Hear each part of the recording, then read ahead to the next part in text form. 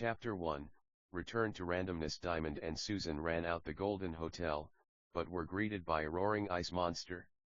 It was in black and white because that's how Dark Mirror was. "Hey guys. What are you doing here? Have you been watching So?" Max was flying around. He had rocket shoes that he used to fly around. He was using a very thin fire whip. The life bar of the blacktail was decreasing like molasses. If Max didn't get help soon, he was losing this video game, with 0 achievements at that. Diamond had a higher power level than even Max in this game, but as we know, Susan has never played the game before. Susan was the last child Max and Diamond had before they became angel-like creatures who can't have children. He had her right before he fought the devil in the last book. It's been a few years since then, so she wasn't really old enough to know what the Heaven Helmet was. It was basically a super sophisticated VR headset that created a simulation of Dark Mirror. They could use magic or like a training room that teleport them digitally or like magically, but Max didn't intend or like purpose to leave the house, so he used the helmet. Elizabeth was playing the game with her dad Max. All Max's kids were there, the 7. Them dogs, dem dogs. Diamond screamed and sent super rapid fireballs from both her hands, arms extended in front of her. The monster howled like a monster, screech, high-pitched, loud. "Listen guys. He's just gonna try to heal, we have to find a way to make sure it doesn't sit down," Max yelled. Lindsay floated the blacktail with leaves, then Elizabeth made a pool of fire under it. It wouldn't be able to sit on a single leaf, so it would fall onto the lava. This is how this kinda always felt to Max. When we come back to life, what was life but one big, nice, neat, swell, polite, awesome, video game? Mario was still nicer in a way, but Max loved coming back to this world to kick some butt every now and then. "Anyone else hungry?" Ashley asked in a humorous, calm way. They all took their helmets off. They were on FaceTime.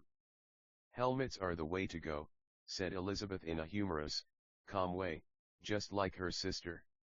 Max loved them. They still struggled so much, but Max loved them a lot. That's what mattered. This was kinda all they did. Helmets were the way to go to meanies. They talked about it before. Elizabeth told the truth, but it was true, for today, because they felt like Susan would finally ask what Max was doing. They usually liked to go into the simulation rooms, that way it wasn't weird to the wicked. Spending all our time in heaven playing video games might seem counterintuitive, but Max pitted his kids. It taught them a lot about suffering, love, drama, romance, violence, niceness, meanness, everything. The NPCs got married. Ashley's idea. Smart kid. Lots of beings might be like romance, fuck 'em. She said it, we wrote it, we took advice, but you know what? She was a lot smarter than the wicked thought. When we ate in the game, it nourished our real bodies as well, though in heaven we didn't necessarily need food. Anyone feeling some chicken wings? Everyone laughed. Phiro, Ishal, Alex, God, a little talking hamster. We all ate some wings, barbecue, buffalo.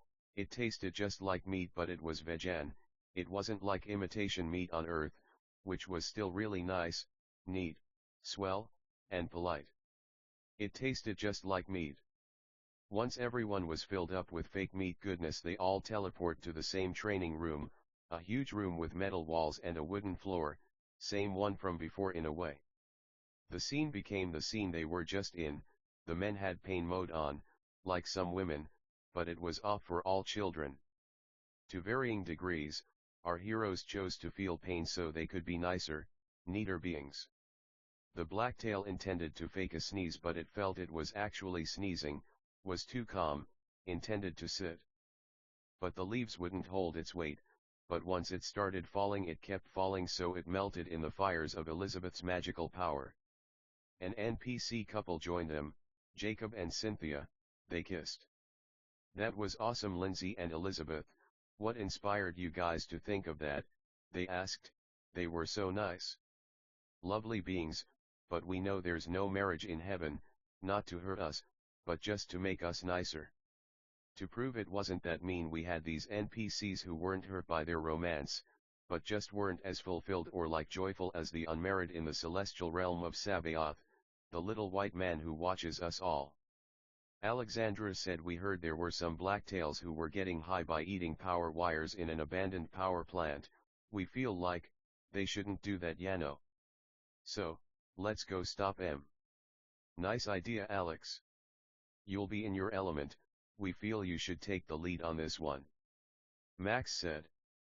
He was Infinity and 26 years old. But he didn't look a day over 22. They all teleport to the power plant. It was Team All, Abejug, Kyle, Preston, Fyro, Ishal, Max's 7 daughters, Diamond, and an unhittable, unfeeling Susan. No pain mode, Yano? A giant lightning bolt took Alex out. Everyone's ears started ringing. Her hair became super fuzzy. Slight pain mode. We're okay.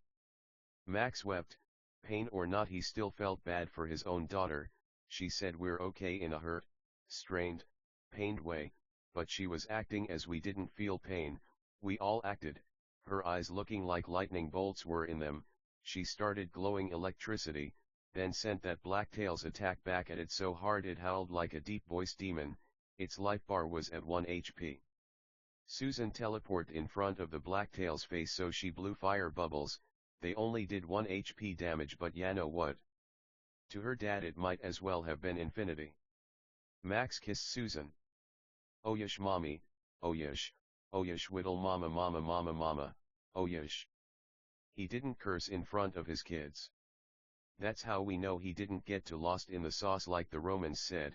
If this was real life, Max would be screaming all kinds of inappropriate curses or like swears, but his emotions were in check because he knew everyone was safe. Blacktails emerged from the shadows, chewing huge power cables.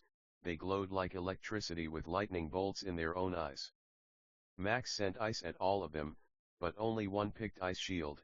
The others picked electricity, fire, air, water, ice, and shadows. Lindsay had to be our secret weapon then. Blacktails had the power of teleportation, so let me tell ya, this wasn't easy. Whenever someone sent out an attack they'd just switch.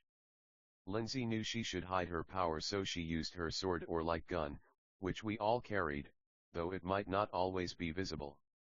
Max used tables, chairs, cups, plates. He hit them all with a tree, but to be sarcastic, none of them re-upped their shield for plants. Lindsay knew her time was here, then sent razor-sharp rose petals at all the Blacktails. They were all halfway down. Max's gauge limit filled, so he used it to make the Blacktails repick their power shields, but in fear they all chose nature.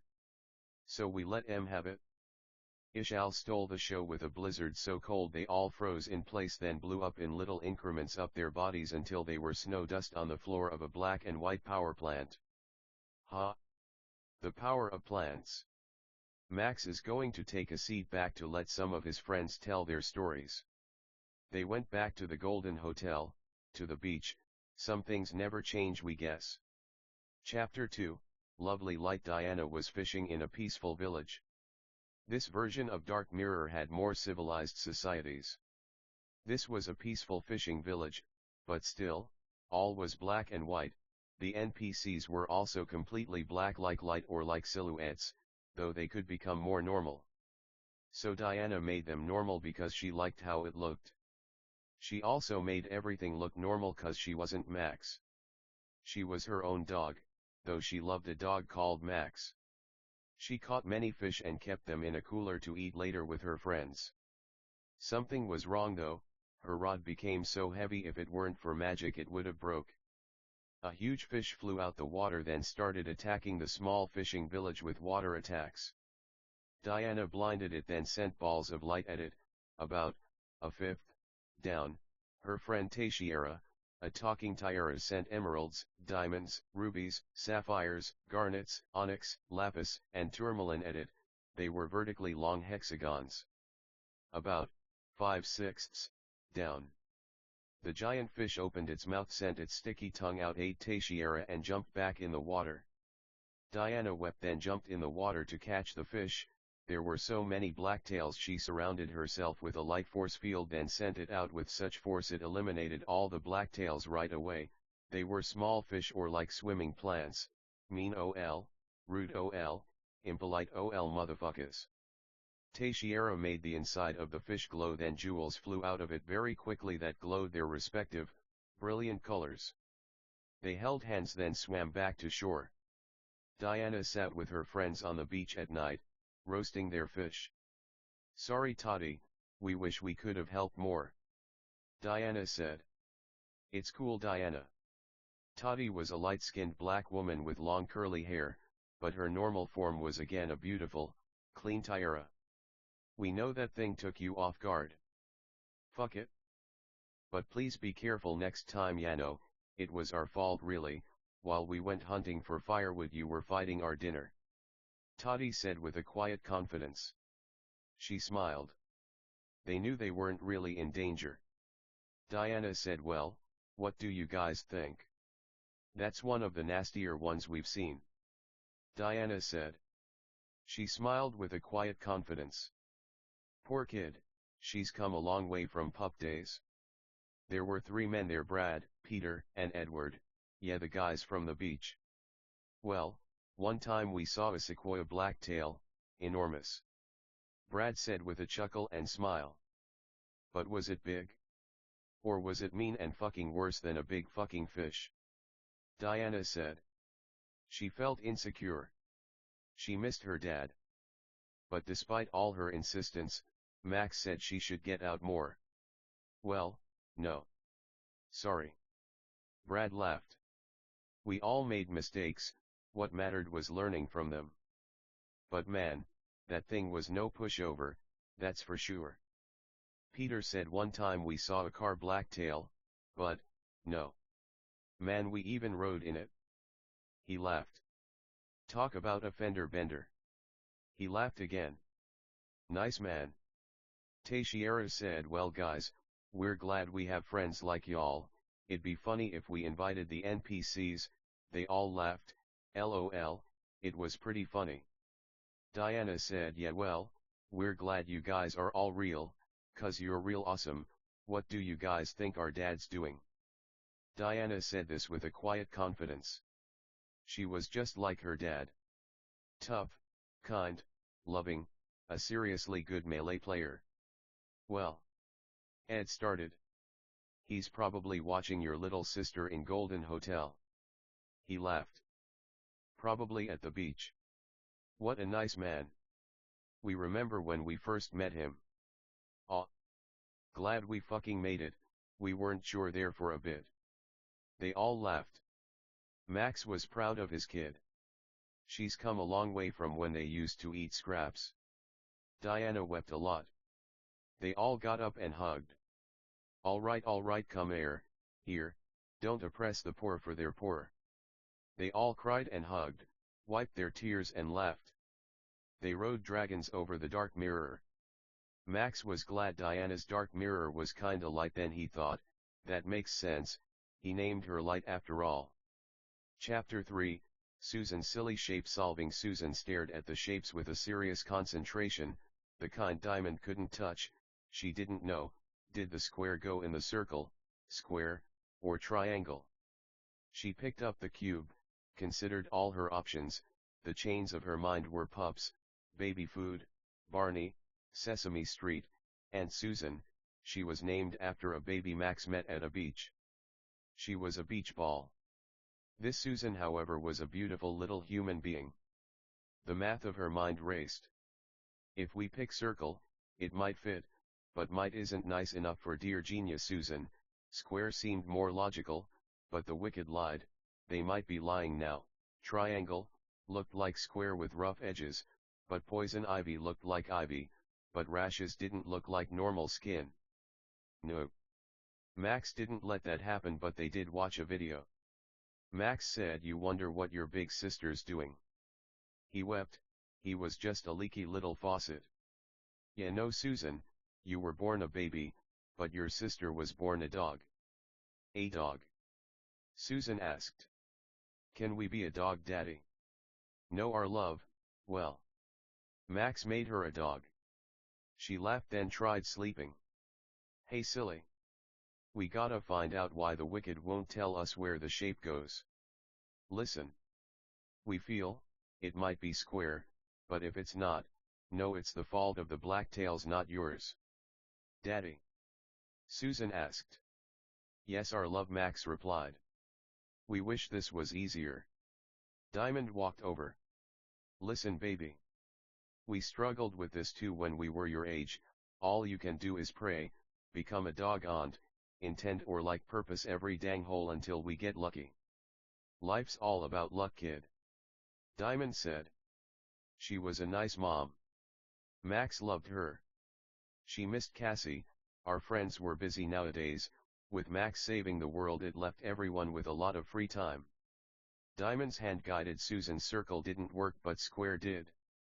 Susan laughed and clapped. Mommy, why didn't we have to intend or like purpose every hole? Will it fit in the last one too? Susan asked, so cute, so innocent, so mixed race. Well honey, we could cut the triangle, like another triangle, then it would fit. But, like your dad says, there's a time and place for everything, so we could, but it might make us sad. How come, Mommy? We don't intend or like purpose to make you and Daddy sad. Diamond picked up her kid and wept. They knew God didn't exactly like for beings to be called Dad, so they usually intended or like purposed for Susan to say Max, not Dad, but it was fine. What could be done? Well, think of it like this: if every shape looked or like felt the same, we'd be sad because there wouldn't be much variety to life. Oh. Duh. So. Susan knew, for she knew it all, but she was still so confused. Her mom picked her up and kissed her a lot. How about we go swimming, baby? Diamond said. She knew Susan was smart. Shapes were dumb anyway. How often did shapes come up in real life? There were shape celestials. Every celestial studied their thing forever and ever, unlike humans or like angels who were broader. Diamond laughed with her baby. Diamond made Max a nicer being. He usually would have just chilled on the beach, but he felt he should swim as his daughters. He saw Diamond as a daughter in a way. Wow! Diana just hooked a giant fish. Max knew psychically. Diamond got the info. Susan too. Nice for her. We just say hi to her later. Diamond said. She knew Max loved Diana, but she felt he might be too hard on her sometimes. We're dumb or like. I'm dumb, we feel like. It's nice for her to be alone or like with friends, but, you're right, we'll say hi to her later. How about now, Daddy? Diana said. Diana. Me and your mother were just talking about you. Good job on that effin' fish. Fuck bad people. Don't say effin' in front of kids. Okay, fuck you. We hope that was better. Tell me, was it worse than the ocean lighting man, the upside down one? Same level, but probably a little worse. They smiled and hugged and fist bumped. Legit. Wanna swim? Max replied. Sure. We brought our friends, Dad. Oh shiz. What's up, guys? Long time no FNC. How are we? Max said, excellent, sir. EFF shapes. They're pointless. Especially circles. They all laughed hard. Then swam. Kids, teen, adults, elders, flooded the beach. They named it after God. Max was too humble for all that. God's gold water, nice name. The heat was burning, the sky was blue, the clouds weren't there, the sand was tan, like diamond. Max was happy. But now we was always happy, but if we think about it, he was always happy. Max held his baby. She had a sphere in one hand and the holes in the other, and kept hitting the sphere on the square until it accidentally went in the circle. That's our little genius. We did it, Daddy. She hid her hand on her forehead. Oh, she smiled really big.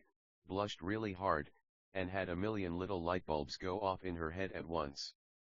It's like, the circle goes. Oh my god, how obvious, but like so not obvious at the same time. She hugged her parents. You're a genius, just like your parents, baby, Max said. Proud dad.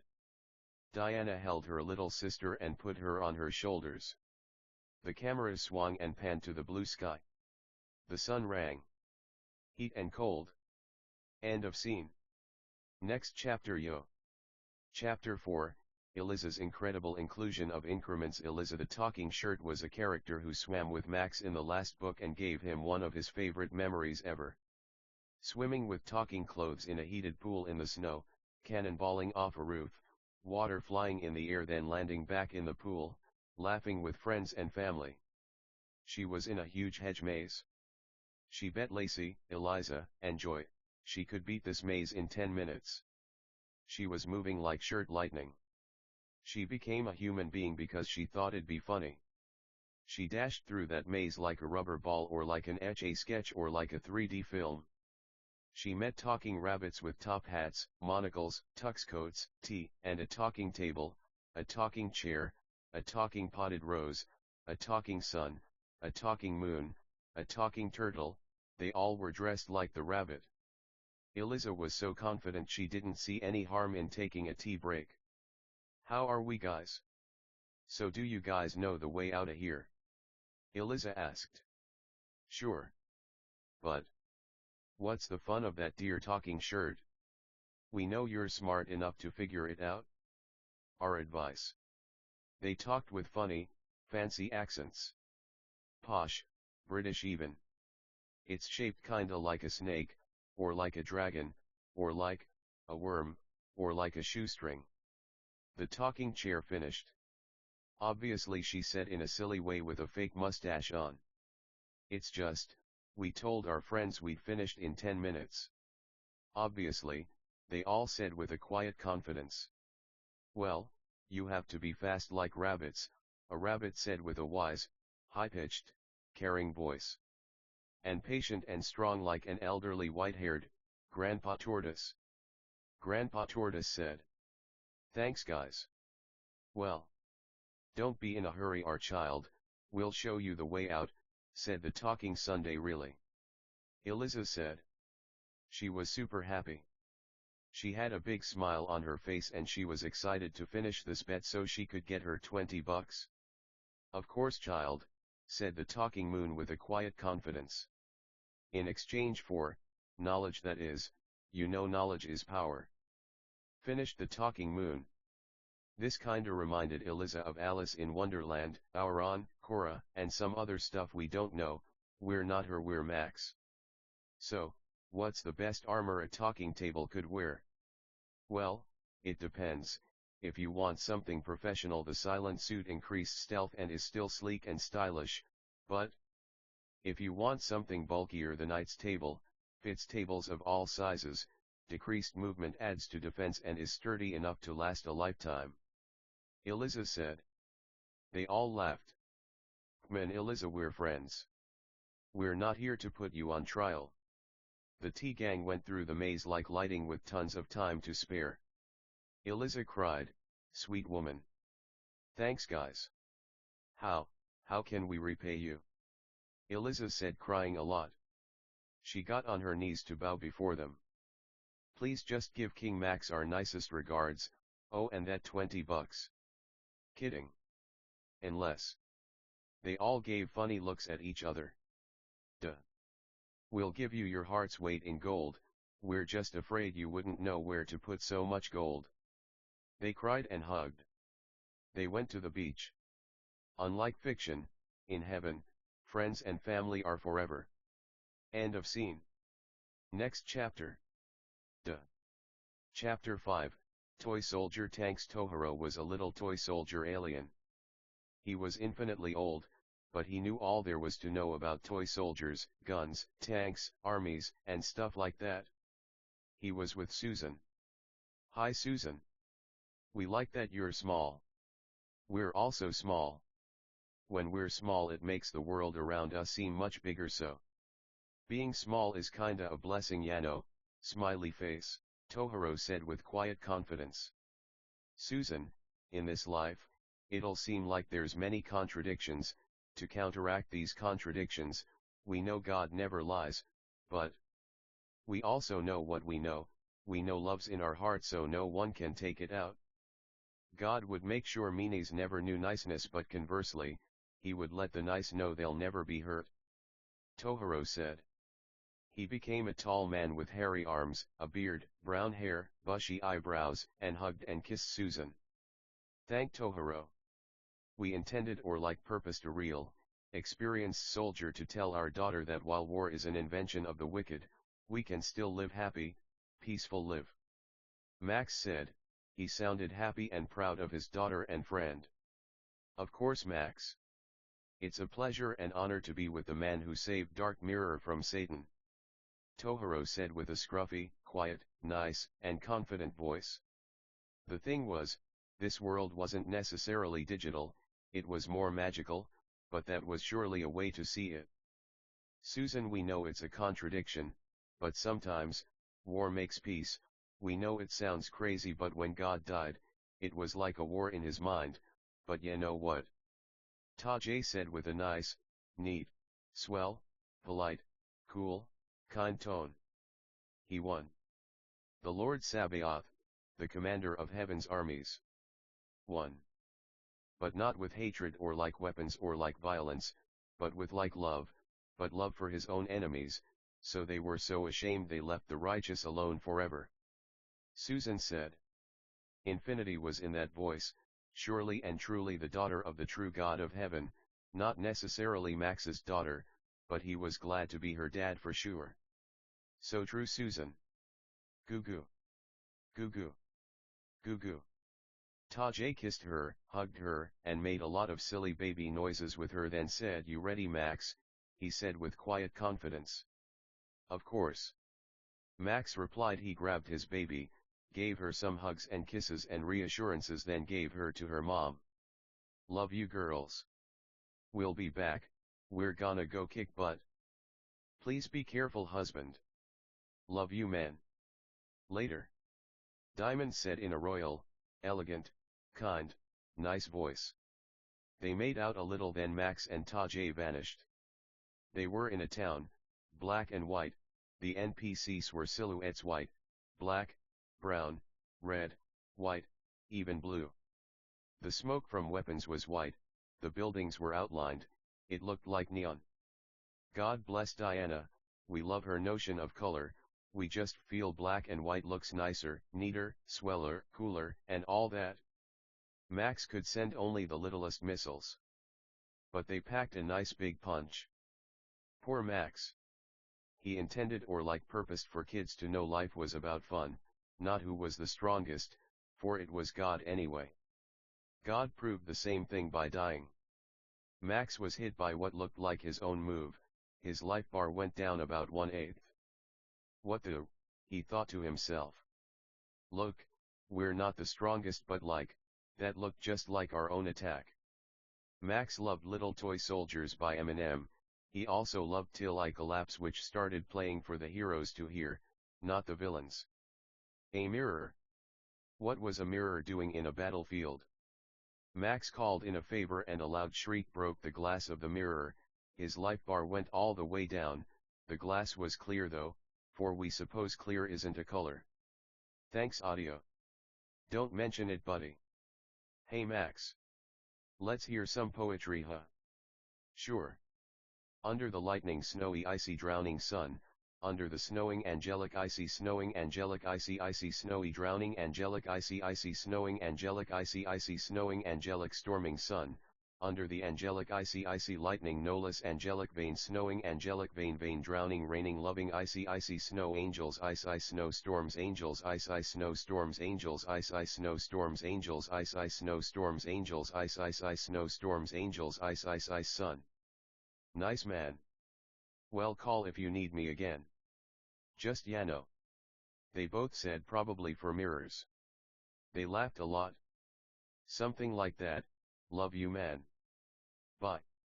They both hugged. Max said his partings, then audio left. Max let out a pretty loud shriek, not from his mouth but aura. It rattled the blacktails a bit, for they knew he didn't have audio powers.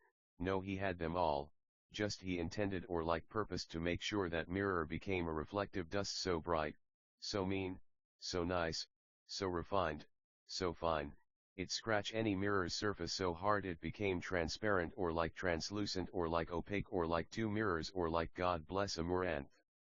Max was hit by two Blacktail, Shadowtail, God bless Anya and Furiosa, toy soldiers on roofs. His life bar was going down. He conjured a potion that reminded him of an elf man, sword man, drank it, then his life bar went up, but wouldn't go down for a minute. He spun like an elegant ice skater, ballerina kinda of thing. It wasn't really him. During this attack he transformed into an infinitely long pole that flashed like planets or like supernovae or like lightning bolts of fire or like ice or like snow angels ice ice snowstorms angels ice ice snowstorms angels ice ice ice. This sent ice everywhere, the size of a bead but the power of a bullet, fire beads, electric beads, his gauge filled. Max conjured gas masks for the fellow toy sodders. He pulled what looked like a grenade's pin from a grenade, but in reality it was a smoke light spike infinity physical, intangible, blacktail fucking eliminator. The miasma shot through then like white or like purple beams of light that were touchable but not at the same time. It shot out in many different directions like a spike ball. It couldn't hurt his friends, but it had an awful, poisonous, gaseous, poisonous, poisonous, poisonous, poisonous, poisonous, poisonous, poisonous, poisonous smell. Everyone was left with such a low life bar. The men of his army let out a loud war cry and finished them like bullets from ice guns, fire guns, electric guns, etc. The construction aliens who helped with the Golden Hotel from the last book came, fixed up the town, and handed out rations and supplies to the NPC townsfolk. Good job, team. Tajay told his fellow soldiers. They sat just outside the town in lawn chairs drinking sodas, eating burgers, fries, and smoking ice cigarettes, fire cigarettes, etc. We intend or like purpose to especially thank Max for his efforts, Audio, Tojaro, Tojuro, and all of our men who helped put an end to the attack on this little coal mining village in the Midwest. Well men, to the beach. Tohiro said with loud confidence. His voice was like the quiet confidence of Gatling guns. You could hear every war, every bullet wound, every flashbang, in his voice. A tough, weathered, shield of a man. Not to be confused with Shield Joro, haha.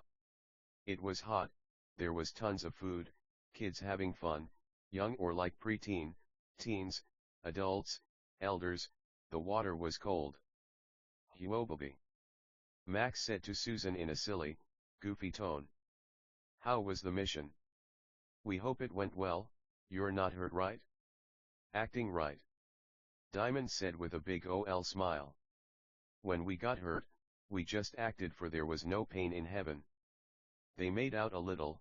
They were in the ocean with their little baby. It was okay. We feel like Audio was the real MVP. Max said he knew Diamond loved Audio. We love Audio. Aw, what was it like, a mirror? Diamond asked in a nice, cute, kind tone. Yes ma'am. You are so knowledgeable and smart. You remember when Audio had his fight on Dark Mirror? Max said. He knew she remembered. We never saw so much broken glass in one place. Yeah. The broom aliens worked overtime that day. They laughed and made out. They kissed their daughter. Good job, Daddy. You made Mommy proud, so we're proud of you. Susan said. Children were so mean. LOL, no, she was okay, just a little misled, inherent to kids of course. Silly. Susan. Please don't talk to Daddy like that, or no lollipops. Max said. Susan cried. She didn't know before, but now she knew. Susan. Daddy makes us happy all the time. Where on earth did you learn to talk like that, silly? You listen to Daddy and Mommy, okay? Susan cried and hugged her parents. Then her mouth was filled with lollipops, her parents kissed her cheeks, then the screen closed like a black circle on Susan's cute, round face, then went to close the circle to all black. End of scene. Next chapter. Chapter 6, Diamond's designer directions. Well, you'll have to watch Susan, cause you know we have a fashion show. You'll be there, right? Diamond asked. She cried. She hugged Max and rubbed his fat tummy. She'd miss him. Susan misinterpreted her mom's tears. It's not cause Dad hated her, it's because she loved him a lot. Happy tears, really? Of course. Well, if you need our little genius, we'll be building sandcastles, or something like that. Max put fake mustaches on him, Susan, and Diamond. There was still making out in heaven, cause God was cool like that. If you don't think so, that's cool, man. To us, yes. Obviously. Fucking obviously. If you're just a jerk about it, fuck you, Cool. Anyway. Max loved Diamond, so no one was going to tell him he couldn't kiss his own wife. They made out again and hugged tightly, closely, and lovingly. They stopped and smiled at each other for 2 seconds, then Diamond vanished. Well, baby. Max lifted Susan up and down. Susan cried. She missed her mom. Max's friends came to give them company. Max fed Susan broccoli, a sandwich, crackers, cheese, and a milk on the beach. Then she was happy, but she still missed Mom. Max kissed his baby for 2 seconds on the forehead, then the scene changed to Diamond at the backstage of a prestigious fashion show. Hey everyone. We just intend or like purpose to say from the bottom of our heart, thanks for taking part in our fashion show. We stayed up long nights, though we know there's no sleep in heaven, but we all love to sleep. Everyone laughed. It was the fashion aliens. Eliza, Lacey, Eliza, Joy, Max, a lovely pair of pants other Max met at the pool, and Jason were there. We put our blood, sweat, and tears into these designs. Thank you for your constant and unending support, love, kindness, niceness, neatness, prayers, inspiration. Diamond said. She was so happy. Max would have been glad to hear it. He was showing Susan how to play volleyball whilst she questioned why the net wasn't lower, the court wasn't smaller, and why Daddy himself was not a huge edible, chocolate volleyball. Diamond wept. She missed her family. We're your family too, Mrs. Rainbow Call. No offense. We all love Max and Susan. But we know it'll cheer you up to hear your husband and baby will be here for the actual show. A talking clothes rack said, but he was gay, and a human being, man, he's called Racky. God loved gays. Max never knew what the Christians were on about. Diamond wiped her tears. Thanks, Racky. You are the nicest, neatest, kindest, most generous clothes rack we've met, no offense to the other clothes racks here. Diamond said incredulously but with love and kindness. The other clothes racks motioned to let everyone know they weren't offended. You got the biggest rack, if you know what we mean. Diamond said, and everyone laughed, and Racky shook his chest as a joke and everyone laughed and copied him. Well guys. The show's in half an hour, it'll take about 20 minutes to show all our new designs. This isn't our first rodeo, friends. Look fabulous. Elegant. Majestic. Powerful. Empowered. Magical. Happy. Make sure we eat. Like our cute dear baby Susan. Mommy gave her broccoli, a sandwich, crackers, cheese, and a nice, tasty, nutritious, delicious, bone-strengthening, healthy, happy, filling, cooling milk. Racky said, you are our mother, Diamond. You are the best mom ever and we love you. We wish we could give birth, but we love our trans friends like some of the members of our loving, kind, wonderful, self-empowered, and self-motivated team. They all cheered and clapped. Thank you, Racky. They kissed each other on the cheeks. Okay folks. Let's start getting ready. Diamond yelled with joy, pride, love, kindness, love for Susan, love for Max, but most importantly love for God. Everyone walked around hurriedly, a lot of the models made their way to the food table, people were checking the lengths of clothes to make sure they were just right, making sure their chairs looked organized and neat, they checked the lighting, made sure the cameras were ready to live stream, and Diamond called her family. Hi guys. We're just getting ready to do the big show.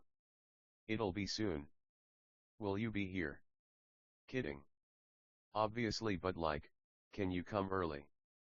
Diamond asked. She cried, she missed them a lot. Sure thing kiddo. We can go right now if you want. Max asked, he felt bad for her and cried.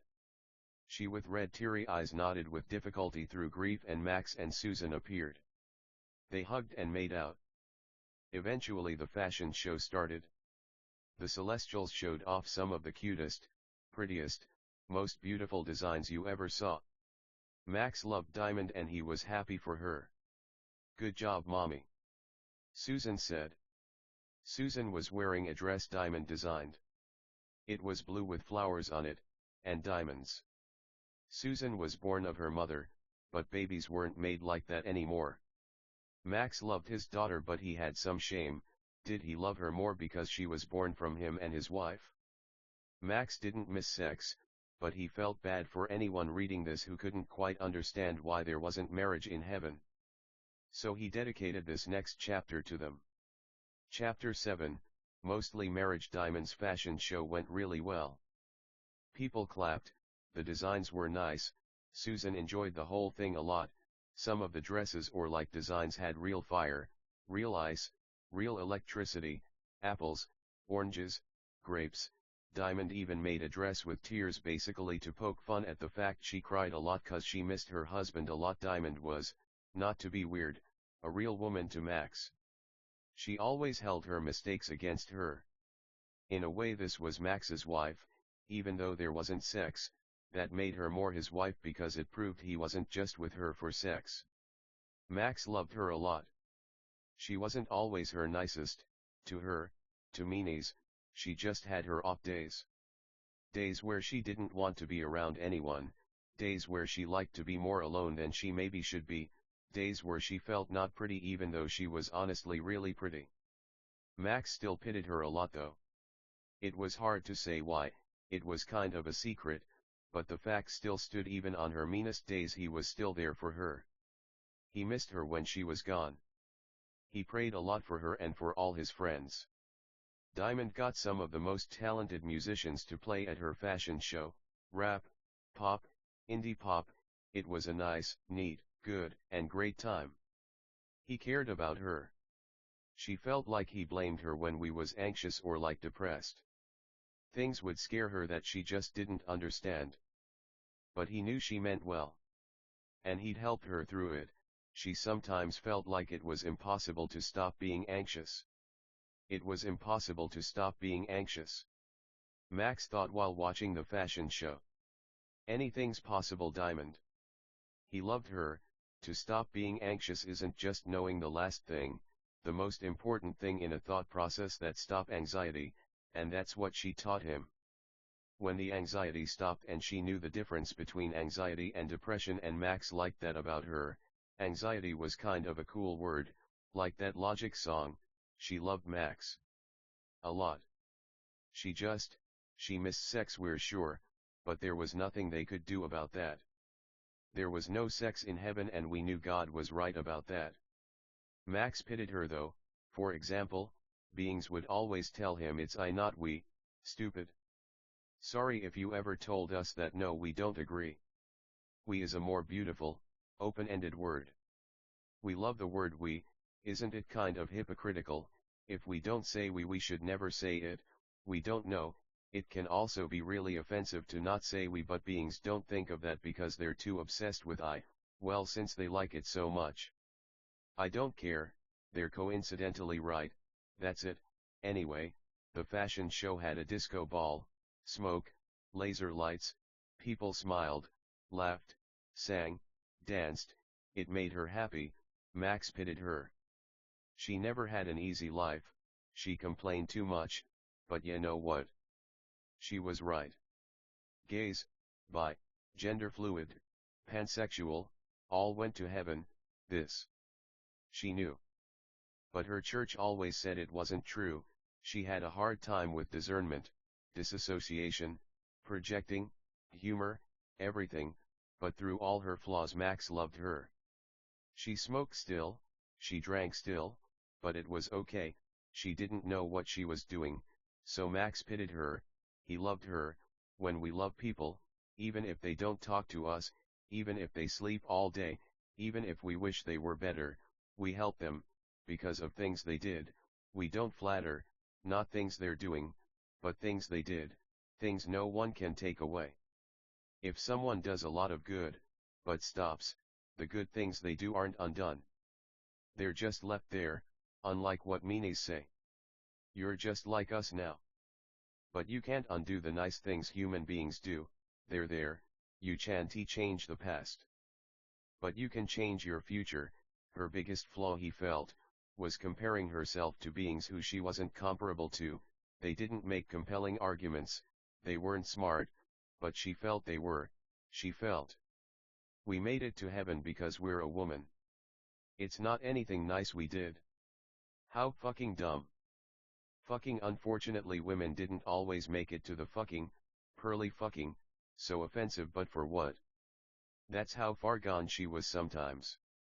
Max pitied her, she didn't even realize how inappropriate this'd be to say in public, but he pitied her still.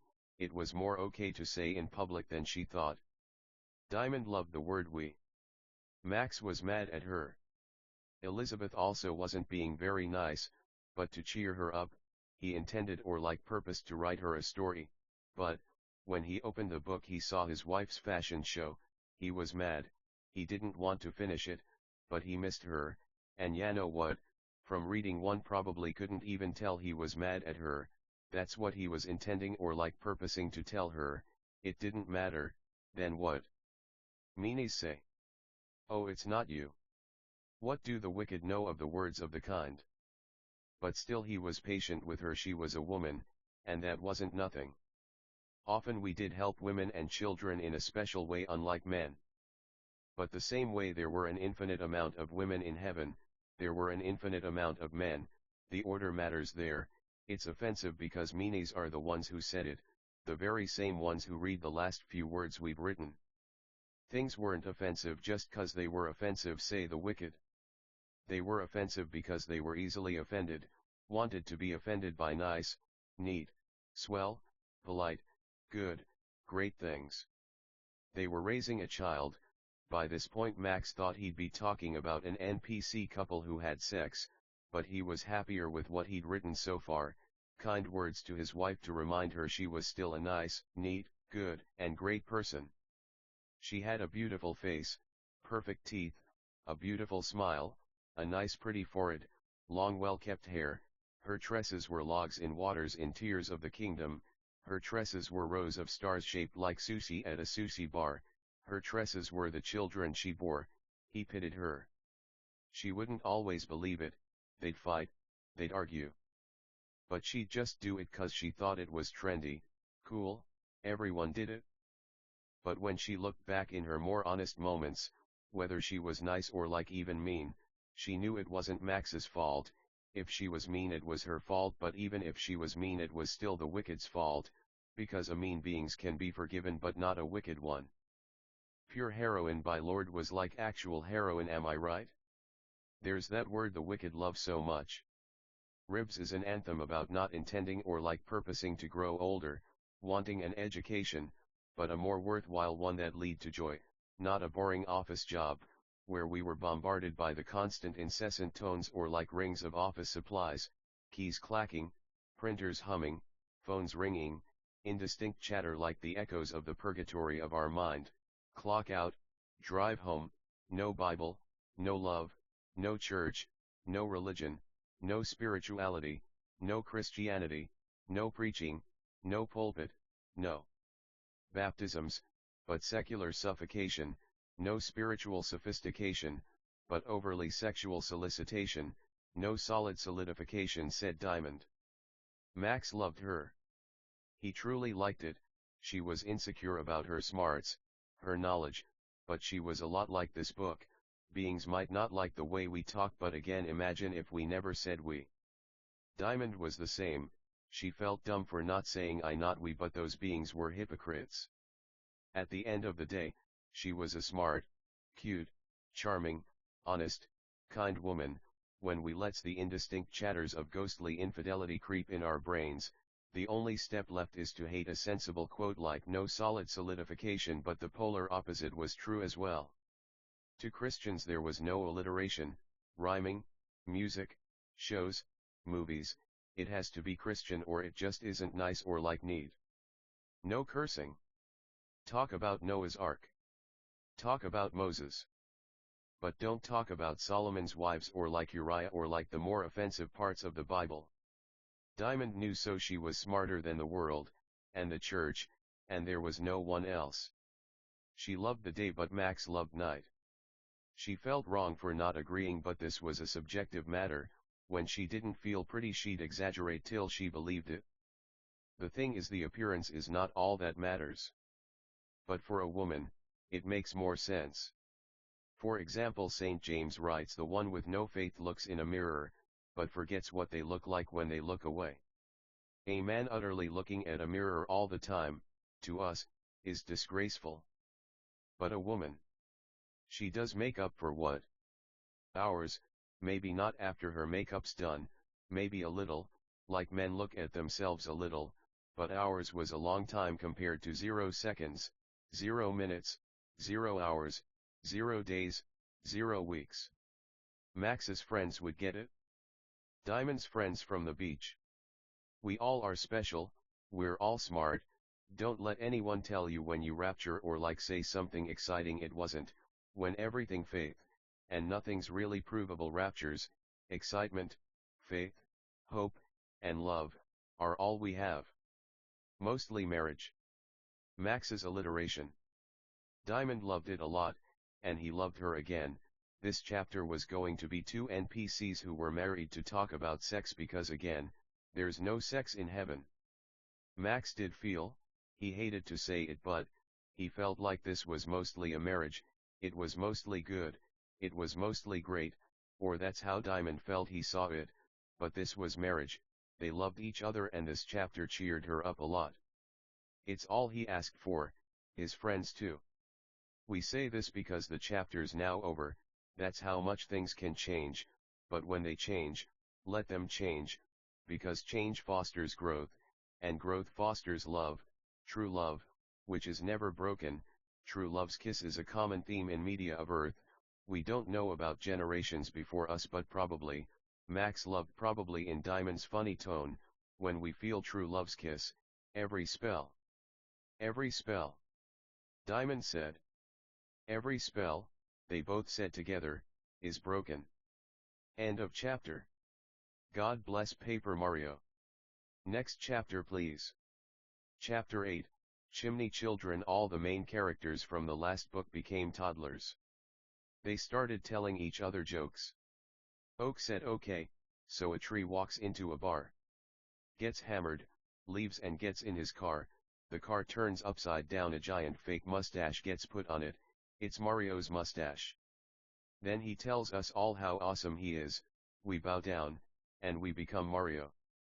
Hilarious, insightful, funny, cute. Okatha said, who by this point was technically a very old leafer. A giant fake mustache, might be real, humble, sweeps the street, it gets drunk, quits his job, joins the circus, burns all his hair off, and he was secretly a hand-sized mustache this whole time. He gets married to a lady mustache, they have a baby and the baby's so small they forgive his dad for lying about being a big mustache. Comedy. Snowball said so, a giant fake mustache had a hard life, was insecure about their jokes, thought humor wasn't everything, they were fucking wrong. They became the biggest comedian in the world, skydived into a volcano, and tons of hand-sized fake mustaches shoot out, the atoms drown in it, they become mustaches, And they lied. They were actually all smooshed and put together to make the big fake mustache from the other joke.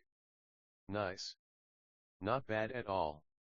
Joy said so. A giant fake mustache works an office job, he quits to pursue interpretive dance, he headlines Madison Square Garden. Vegas. LA. Eventually he quits it all to grow mustache plants in his humble backyard. A nice house but not that big. When he eats it, he gets high, gets the munchies, and eats all the food in his fridge. He goes back to dance and is accepted everywhere and beings really welcome his comeback. He made enough to fill his fridge again. Barely, 'cause he spent the rest on books on how not to spend almost all one's money on almost not filling their fridge after accidentally eating all their food for the week in a day 'cause they got high. Funny. Max appreciated them, but on a more serious note. Humor is a worthwhile, but difficult, and precarious endeavor. Max didn't know it at first, but he wrote this in pity to his friends who kept comparing his baby to Stewie. At first they didn't mean anything by it, they even made it a little woman not man, but we'll be the first to say we're not the biggest fan of Family Guy. We feel it's inappropriate, crude, rude, mean, and just indescribably bad. Evil. Fucking, we try to get along, it had its moments we guess, but it's not good and in a way it has never had a moment. Max didn't even think of comparing this to Family Guy at first, but he noticed toddlers talking about alcohol. Idiots will still be offended, then act dumb when they realize these are actually infinitely old beings. That makes all the difference. Family Guy has lots of problems. The kid is way too young, mocks the overweight, women, Christians, Muslims, Jews, the disabled, church, the Bible, kindness, love, hope, faith. It's shameful to think such a disgraceful show, or like any fucking show like it, is really appropriate to watch. We plan to have the kids slowly age over time, but we feel this made a really nice point, so we'll leave it there. God bless. Anyway. Fuck all, man. Fuck all. Anyway. God bless again. Much love. And next scene please. Chapter 9, Anime Action. Anime is the ultimate form of pop culture. Anime is in a tier all its own over pop culture. Anime is inspiration itself, a fire unwilling to be doused by any kind of snow or like ice or like water. When we watch anime, we watch ourselves, for true inspiration falls like snow, flowers grow in the soil of our heart when we see a great fight scene. An interestingly animated scene like the red blue light, L scenes from Death Note, when we feel like we're in the class, hugging the girl, breathing ice fire or like ice smoke or like smoking ice smoke from ice whoopee pens, the comfort of friendship will never be outweighed by the weight of anxiety or like depression. Heaven was like one big dream. Sometimes, as we mentioned, black tails aren't too ugly, but can look normal and even cool. This is the story of a high-speed chase across the galaxy, planet-sized black tails, Ashley's Hunger, Niagara the Face Miss Celestial, a black and white kind of rainbow road, an actual rainbow road. Full credit to Mario Kart, explosions, and on a seriously somber and kind note, rest in peace to Akira Toriyama. Max. Bad news. Some planet-sized black tails are reported to be making a serious ruckus and commotion over Dark Mirror. We have to stop them. Kyle said. Kyle was a drill alien all called Kamina from Gurren Lagann. Preston, or Simone, was his brother, also from Gurren Lagann. Shit. Well, let's go. Max replied. They were at the beach. Space was black and white, such a bleak, ugly place this was. But so pretty at the same time. They were standing on a light road, black and white, it was tessellated with patterns of dragons and ouroboroses. There were very intricate and beautiful animations that flickered on it like a hologram. Racer was there, their friend, an infinitely old, infinitely young, race car. He ran on liquid light. Why, he was born a mere Hot Wheel if you can believe it. We gotta hurry, man. They're almost here. Racer said. We know it's space, but bear with us, the blacktails were coming into view, and fast. They were going to lead them away and try to eliminate them. Max and Kyle jumped into Racer. He became the slickest, sleekest race car you ever done saw. They started bolting super fast. The road was materializing under them, but eventually it became visible and the blacktails were trying to break it, but Racer was so fast he could essentially fly over the gaps in the road. Max and Kyle got on Racer when they were close to the blacktails and started their attack. Max sent lightning bolts, not much damage, but the blacktails got scared and so put up electric shields. What Max lacked in physical power he made up for in strategizing, intimidation tactics, fear tactics, and wisdom. Kamina sent some huge drills at them. This sent their life bars down a really nice amount. Just then another road appeared next to them. There was a blacktail shaped like a race car with blacktails shaped like men shooting AK-47s at them. They had to use force fields and jump, but there wasn't much room to dodge. Racer wasn't very large and they didn't intend or like purpose to fall off. Suddenly when we called in reinforcements, the blacktails copied us. They had the same amount of beings as us, but now they weren't just humans, they were trees, tables, spoons, forks. Fuck these motherfuckers honestly. Ashley was there. She sent huge torrents of water at the blacktails, huge cylindrical water currents at them. They did some serious damage and their life bars decreased. Our friend Niagara came for emotional support. They were in Rakura. Racer sister. She was a face mist alien. She was able to increase Ashley's power, but like the clothes aliens, makeup aliens didn't specialize in combat. The blacktails were so big, they didn't even have to like move. But like, it's open-ended for a reason, a nice one. Fucking, gravity didn't work as usual or we would have been sucked into their gravitational pull. Look guys. Max started. We feel like we're going to have to somehow get on these blacktails. Max thought of it like dominoes. If we took the smaller ones out, the big ones would obviously soon follow. Alex had to use her pistol because the blacktails had electric shields up. God damn it. Their life bars are hardly going down. We need to make sure they keep away from Earth. Alexandra said. Do moons count as planets? XD, we love the concept but man. Anyway. Lindsay sent huge sequoias at the moon or like planet-sized blacktails. Their life bars were going down, but it looked like they'd need a miracle to get this done. We have an idea, said Niagara with a quiet confidence. We might be able to make one drown Ash. If we turn their friends to water they might drown, like, not actually but like, they'll feel bad for their friends so they'll pretend to drown to eulogize them, then the others will see it drowning, and get scared. Niagara felt bad that she wasn't trained in combat, but she loved her life. She liked Ashley a lot and they even knew each other while Max was on Dark Mirror. After the women left the beach, the aliens greeted them to comfort them in the fact life wasn't always about fighting but equally about helping those who fight. No sarcasm, no unnecessary use of the word do or like italics for the sake of italics, but true, pure, watery, Niagara love. Eliza was in the passenger seat with Niagara. She put a water-light dress on Ash. Niagara sprayed her with a special mist that sprayed light rose petals, light thorns, and lightning bolts. She put thorns in it, which was the first time she did this. To meanies, no, it was symbolic or like metaphorical, but anyway she had a rubber duck made of light or like something. She just missed her duck a lot and loved water. The Fire by Eden started playing on Rakura's radio. There were many roads, and many racers of all kinds on both sides of the indifferent coin. Ashley turned one of the cars and its riders into water, then sent it like watery lightning in a planet's mouth. It pretended to drown, but it happened so fast the other planets didn't realize he was lying. When they thought he was serious, he thought he was serious, then actually just effing conked out right then and there. One planet down. 9 to go. They were fighting intensely. Tables were so hard to the fist. Max lit a table on fire, then threw it at a car, and it careened off the road and fell like lightning to the bottom of the universe, where it blew up, or like it might have went through the bottom of the universe through the top and kept going like that. Perhaps the universe had no edge, but Max felt it was unlikely.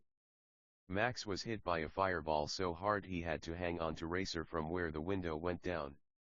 Racer pushed his window up so hard it popped Max back on the roof. Kyle screamed. "This time you goddamned motherfuckers are fucking finished, no." Kyle screamed. "That was redundant, you effin' meffin' b-word a word firm fur," screamed the planet. "Not quite like that, but we had a heart." Kyle summoned a planet-sized drill that fucked that man all the way upwards. It was slow on its head, then shot like lightning down. 8 left. Preston followed suit. He did the same thing. His drill was covered in fire, water, miasma, electricity, midnight cities, snow-clad charcoal mountains with cloud rings around the summit, abstract disappearing laser wands, upside-down philosophies, copies of God, crosses, Bibles, churches, but most importantly, love. It's time you goddamn die. This ends. No. Ah. Ah. Ag. Ag. Ag. Preston clasped his hands together and brought them down so fiercely and convincingly the drill fell like lightning. Then we perhaps blew up at the edge of eternity. Elizabeth was there. She had a friend called Elizabeth. They both sent fire mirrors at a planet that bounced like a game of lightning pong, or like upside-down swimming pools, or like skydiving, freediving into a pool from the top of eternity, or like charades, or like mimes, or like paintings blowing up like the forevers of the fiery, blazing, luminous, ember, burning, volcanic, magma, lava, heated, reflective heart of the soul's deepest wet spirit, but wet with the fires of the wettest, firest fire. It surrounded the planet with a vortex, or like spiral, or like helix of fire that became a huge fiery hollow sphere that engulfed it with unhollow fires. The ashes fell like lightning to the bottom of the universe. They high-fived and hugged. Max was a proud dog in that moment, let us tell ya. They hugged. They looked kinda similar too. They sat and waited for everyone else to take the rest of the planets out. They planned to join again, but that attack used all their magic power. They ate some sandwiches. Ashley stole their sandwiches and they argued for a bit. Dummies. Max made some more sandwiches for them as there were no food aliens around. Max's cage would probably be filled by the last planet. A Beiju made huge wings that sent such a hard gust at a planet, it fought long and hard, screaming, being gross, silhouetted. The feathers came off like broken glass, or like ripped Bibles, or like broken churches, or like fireballs, or like bubbles that blew up so hard they disoriented the planet. It lost its grip on space and time and flew away and hit the side of the universe like lightning. It blew up and fell like snow, or like glitter, or like rainbows on the iridescent, effervescent, luminescent, crystal-shaped heart of God. Another way we can think of this is the roads spiraling around a planet. So we meant like just really big, but metaphors help us understand and know ourself. We'd teleport and fight. Susan wasn't there 'cause people were cursing, but Yano, we don't like fucking Yano. If some people curse around kids, we don't judge, man, we get it, fuck judgy people. Angel hit a planet with another huge ice planet. She's come so far. Good job, Aang. The planet got a brain freeze. Listen. Started the planet. If you people stop, we'll leave the dark mirror alone and go back to the galaxy we come from. Bullshit, replied Ang. We weren't born yesterday, AI. She made ice, snowy blizzards blow from inside the planet like a spike, or like webs, or like unconnected dots. Eventually the whole planet froze over. How'd you know we were lying? It said with a breath that was passing away like a breeze. It's simple. You're shallow. Like, why were you going in the first place? Why'd you mock your sizes? Why have you never done the right thing? Angel said. We suppose it was obvious, wasn't it? He replied. His life bar emptied, then he fell like lightning to the bottom of the universe, the underworld, the grave, Sheol, a place of bones, or like fucking death, or like fucking